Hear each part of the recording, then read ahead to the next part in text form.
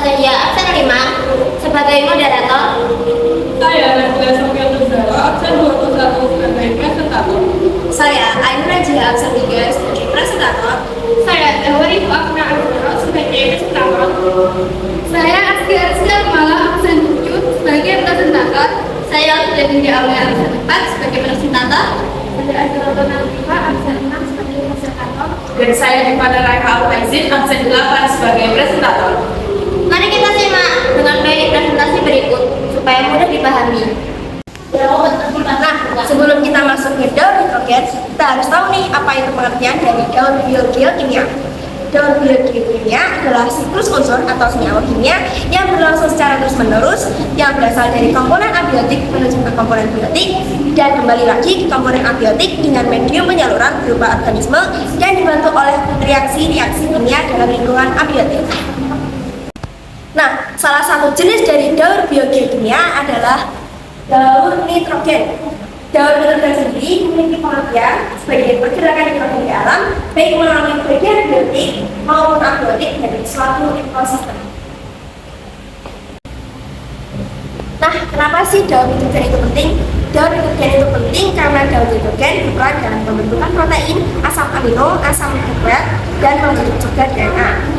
Berperan juga dalam pembentukan membran sel, enzim pertumbuhan regenerasi sel, dan antibodi. Baik, selanjutnya terdapat proses yang disebut dengan fiksasi.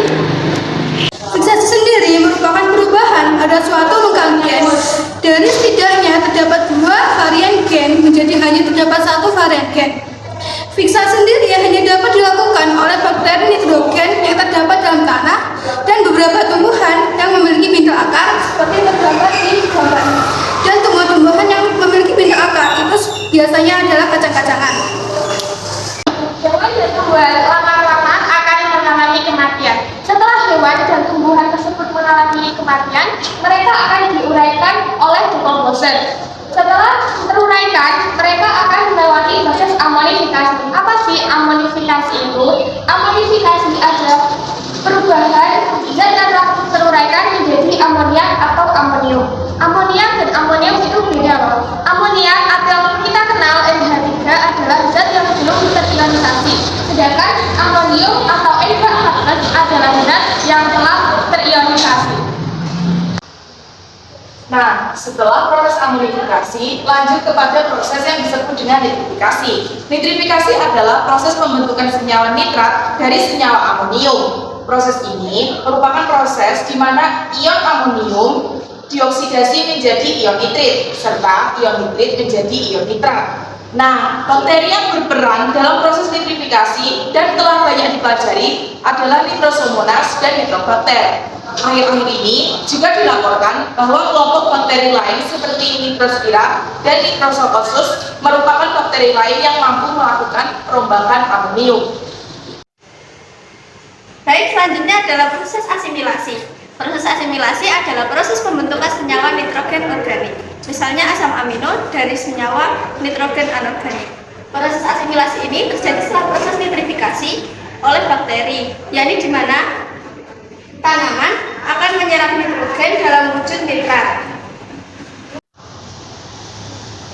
Nah, pada proses selanjutnya yaitu proses denitrifikasi. Pada proses ini, bakteri denitrifikasi nantinya akan mengubah nitrat menjadi nitrogen dalam bentuk gas kembali dan akan disalurkan kembali ke udara atau ke atmosfer.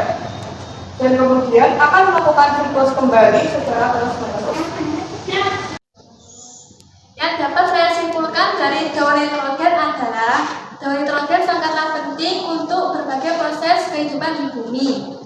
Untuk keberlangsungan ekosistem diperlukan keterlibatan serangkaian proses kimia untuk menghasilkan energi atau menumpuk nitrogen dalam bentuk yang dibutuhkan pertumbuhan.